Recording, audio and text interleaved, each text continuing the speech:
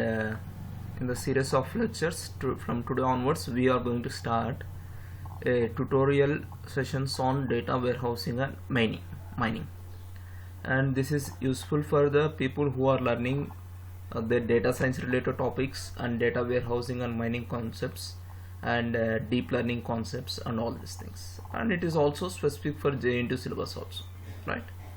Coming to the first topic in this is cluster analysis.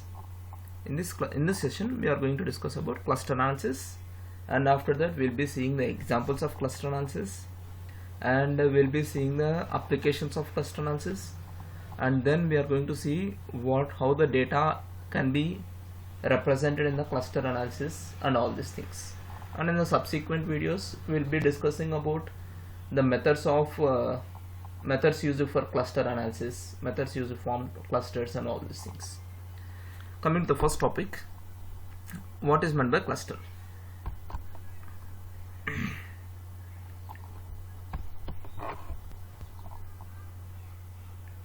Yeah, cluster can be defined something like a data mining technique which is used to place the data items into the related groups. For example, we can put it in a simple way. A cluster is a collection of data objects that are similar to one another. It is something like if you take example of our library only, all the CSC department related books are kept at one place, that we can call it as a cluster. All the EC department books are kept at other place, that we can call it as a one more cluster. And again in the CSC department, all the programming related books are kept at under one rack, that is called again a cluster. Or else all the animals, we can make it as one cluster. All the birds which can fly, we can make it as the other cluster. All plants, we can make it as one cluster. All the customers who is having the same behavior, we can call them as clusters. And these are the few examples of the clusters. Basically, cluster is nothing but the forming a group of similar objects or similar related data sets and all these things. Okay. In clustering, coming back to the definition, cluster is a collection of data objects that are similar to one another within the same cluster and or dissimilar to the objects in other clusters. That means the clusters which are in one group, the items which are in one cluster should not be matching again to the item sets in the other clusters. Okay. The process of grouping set of physical or abstract objects into the classes of similar objects is called clustering, and mainly it is used for unsupervised learning. Clustering is an example for unsupervised learning. Unsupervised learning is something like, for example, if we have predefined set of examples, like we have one apple which is of red color and banana which is of yellow color. If we have predefined set of examples, that is called as a supervised learning, where we can give the examples. From that examples, if a new item comes, based on the new fruit comes, based upon the size of the fruit, color of the fruit, we can decide whether it is a watermelon or apple or banana or grapes or anything. Unsupervised learning is totally different, which we don't have any examples. It is like from the observation we have to make it. For example, if we have a dog picture and cat picture, we don't have any predefined set of examples. By seeing the observations, we need to find out the output. That is called as unsupervised learning. Clustering is mainly used for the unsupervised learning, and it is also called as a bottom-up approach. We will try to understand why it is called as a bottom-up approach. And clustering is also called as the data segmentation in some other applications, right? And coming to the cluster examples, as I already told you, cluster can be used in many things like marketing to analyze the behavior of the customers, and coming to the biology to analyze the plants, classification of plants and animals according to their features, and in a library we can use for book ordering systems. And clustering is also used in tracking the applications such as detection of credit card frauds, and it is also used for city planning, that is identifying the group of houses according to their house type, value and geographical location and all these things, right? Sorry. What are the general applications of clustering? Is one, we can use it for the pattern recognition. 2, it is used for image processing.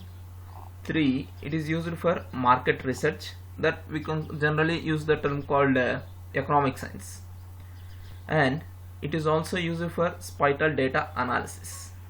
And these are the few applications of the clustering. Okay, coming to the requirements of clustering.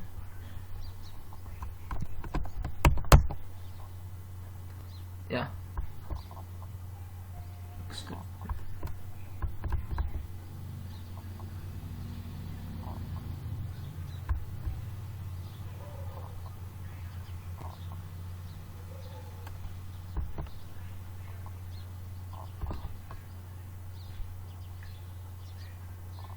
Yeah, requirements of clustering. These are the list of requirements of the clustering. Clustering should be scalable. Scalable means it should able to handle the extensive database, so it should be always scalable, and it should ability to deal with different type of attributes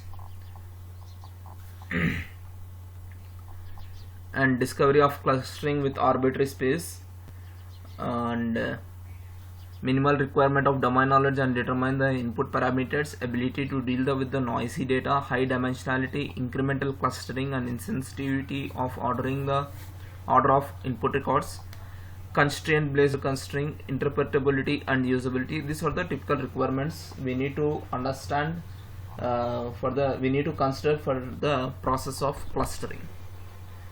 Next, coming to types of data structures used in clustering. And before going to all these things, clustering, I hope you have got the brief idea about what is meant by clustering. And cluster analysis is the data mining. In data mining means that to find out the group of objects which are similar to each other in a group but are different from the objects in other group. Okay, and next one is clustering algorithm typically operates on either of the two data structures. One is data matrix and second one is dissimilarity matrix. We'll try to understand what is meant by data matrix and then we'll go for the dissimilarity matrix. It is something like this data matrix. Okay, it is just like the normal matrix which you'll be learning in your 9th, 10th and 11th standards. Okay, normal representation, it's a rows and columns. If you see here x1 is the first person, we can assume it like that, or first item. X2 is the second item, and it goes on up to xn.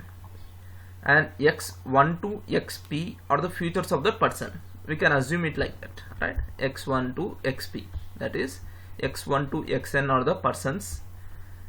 Yeah, here we can see this represented in objects such as persons with p variables, such as age, height and so on. It represents n objects such as the persons and the p variables. These columns are the nothing but the measurements of the attributes such as age of the person, height of the person, weight and gender and so on. This structure is in the form of relational table or n by n matrix. This is one way of representing our clustering.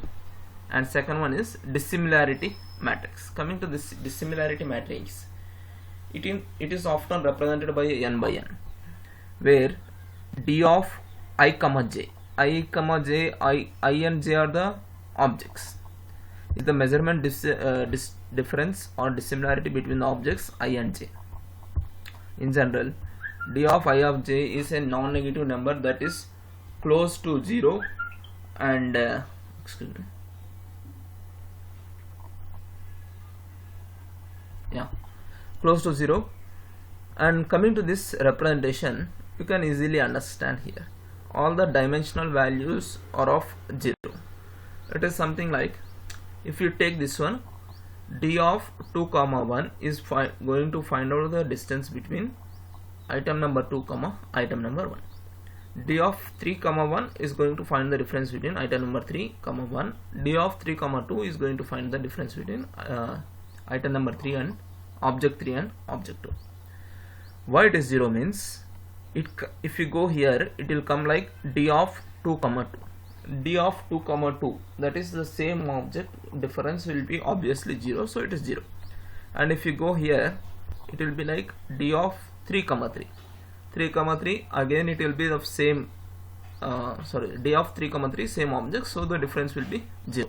And why I didn't write this upper triangle is the distance between 2 of 2 comma 1 and the distance between 1 comma 2 will be same obviously. The distance between Madanapalli to Angallu and the distance between from Angallu to Madanapalli will be same. So calculating one distance is enough. That is, distance from Madanapalli to Angallu is enough. No need to calculate it back again. For that reason only I didn't write the upper triangle. I hope you understood why these dimensions are zeros, because the distance between Angallu and Angallu is 0. The distance between Madanapalli and Madanapalli is 0. We are going to calculate only the distance between from Madanapalli to Angallu, that is distance of 2 comma 1, as an example I am saying. Alright. And this is about the basic overview of clustering and dissimilarity matrix and data representation of the matrix, cluster analysis, examples and their applications. And in the next video we will be seeing few other topics. Thank you.